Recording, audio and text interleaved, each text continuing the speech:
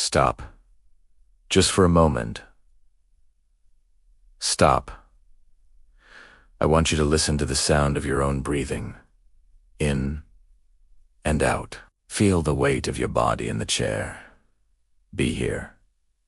Truly here. Because I know part of you isn't. Part of you is trapped somewhere else, in a memory that plays on a loop.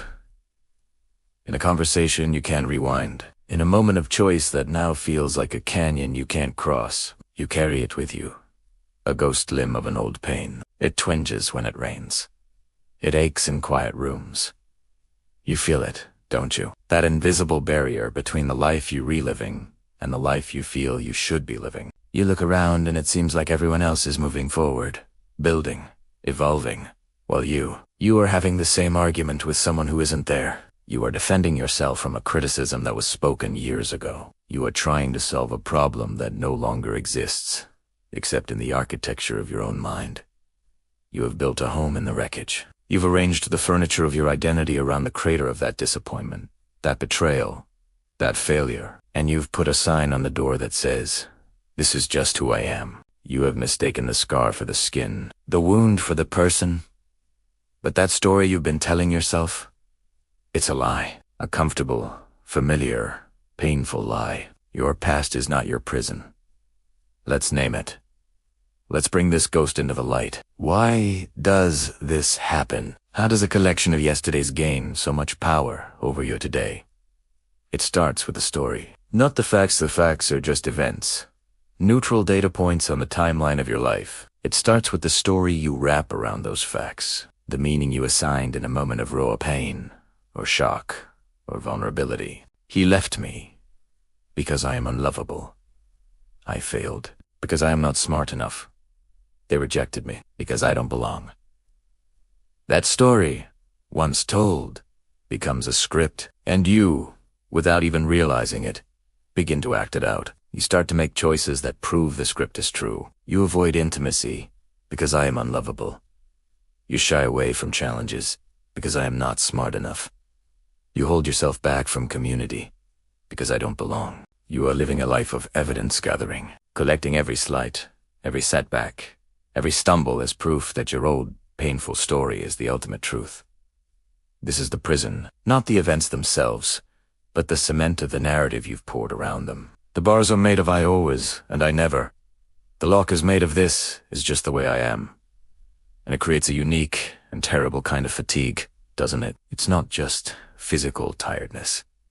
It's soul tiredness. The exhaustion of performing a role you never auditioned for. The weight of this identity that feels 2 sizes too small.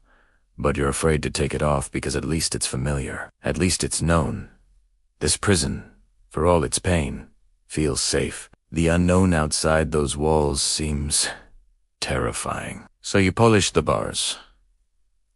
You decorate the cell. You get a good job that feels empty because the story says you're not passionate anyway. You settle for a relationship that doesn't ignite you because the story says this is what you deserve. You mute your own dreams because the story says, who do you think you are? You are serving a sentence that was handed down by a judge who no longer presides. You are the guard, the warden, and the inmate. And the most devastating part, you've thrown away the key, convinced it never existed. I am here today to tell you that key is in your hand.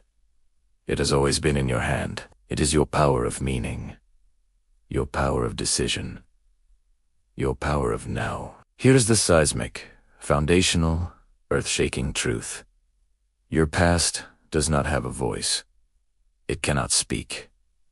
It cannot whisper. It cannot judge you. The only voice it has is the voice you give it in the present moment. Every time you replay that memory and feel the shame, you are giving it a microphone. You are hiring it as a consultant for your current life. You're asking a ghost for driving directions.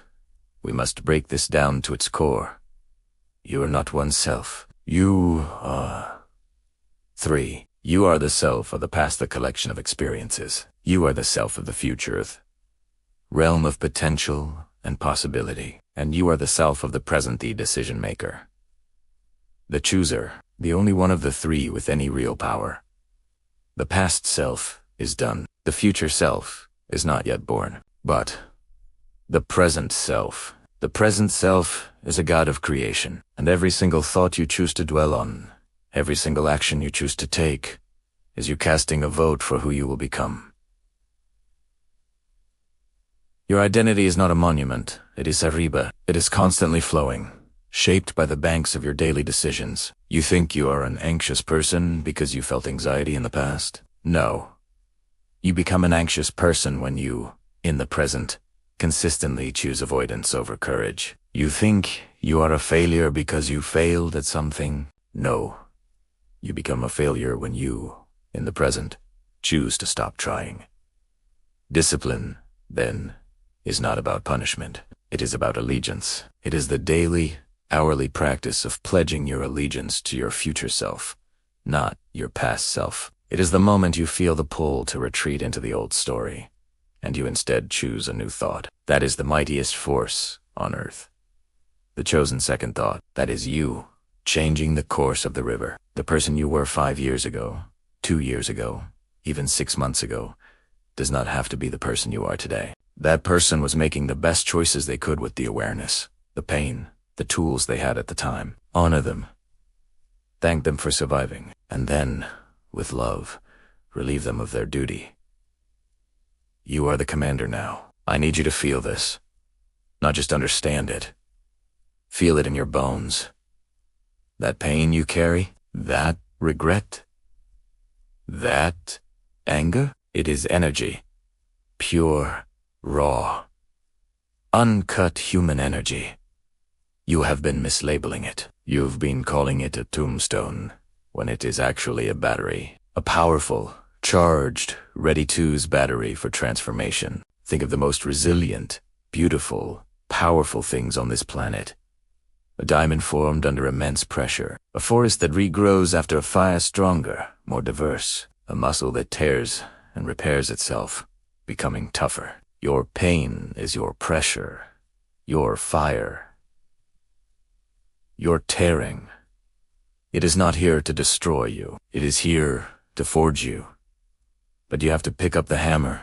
You have to step into the fire of your own transformation and decide what will be shaped in the flames. You are not a victim of your history. You are a veteran of it. And veterans are not defined by the war they fought. They are defined by the wisdom they earned, the strength they forged, and the life they choose to build in the peace that follows. Your power is not in spite of your past. It is often directly because of it.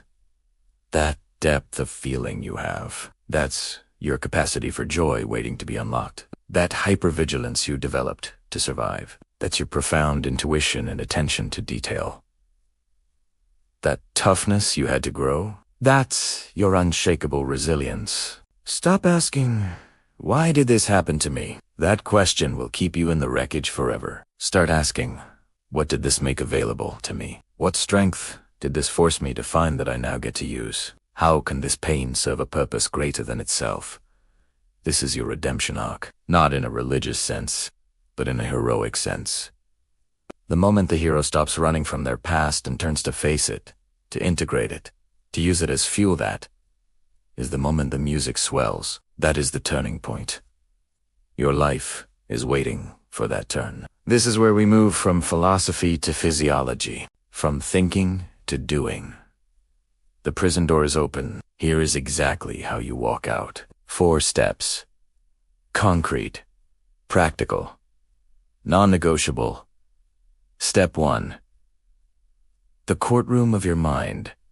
This is your first daily practice. When a painful memory arises, or a limiting belief speaks up, I can't do this, you immediately pause. You imagine a courtroom. The old story, the past memory, is the prosecution. It's laying out its case for why you're stuck. Now, you must appoint a defense attorney for your future. This is you, at your wisest, most compassionate. Your defense attorney stands up and says, "Objection, Your Honor. The prosecution is presenting outdated evidence. It does not account for my client's growth, their learnings, their current strength." And then, you present new evidence. I submit into evidence the time I did succeed. The time I was brave. The lesson I learned from that failure. You retrain your brain to argue for your freedom, not for your confinement. Step 2. The identity anchor. You must choose a new word, a single, powerful word that represents who you are choosing to become, independent of your past. Not successful or rich. Deeper. Words like resilient, learner, worthy, free, capable. Write this word down. Put it on your mirror, your phone, your dashboard. This is your anchor. Throughout the day, you ask, what is one thing a resilient person would do in this situation? And then you do that exact thing. It might be tiny. Sending an email you've avoided. Taking a 5-minute walk. Instead of scrolling, speaking up in a meeting. Every action tied to that word is a direct wire transfer of power from your past to your future. Step 3. The ritual of release. You cannot just think your way out. You must feel your way out. Once a week, you need a physical ritual. This could be writing down the old story, the old pain, on a piece of paper and then burning it safely. It could be a workout where you scream into a pillow, pushing until you break a sweat, symbolizing the release of that old energy. It could be a long walk where you verbally forgive yourself or someone else, out loud, to the trees and the sky. You must give the emotion a physical exit route from your body. Step 4. The future memory. Your brain is powerful. It often can't tell the difference between a vividly imagined memory and a real one. So, every night, before you sleep, you're going to build a future memory. Close your eyes. See the version of you that is already free. See them moving through a day with confidence, with peace, with power. Feel what they feel in their body. Hear what they hear. Immerse yourself in that sensory experience for just 60 seconds. You are programming your nervous system for the person you are becoming.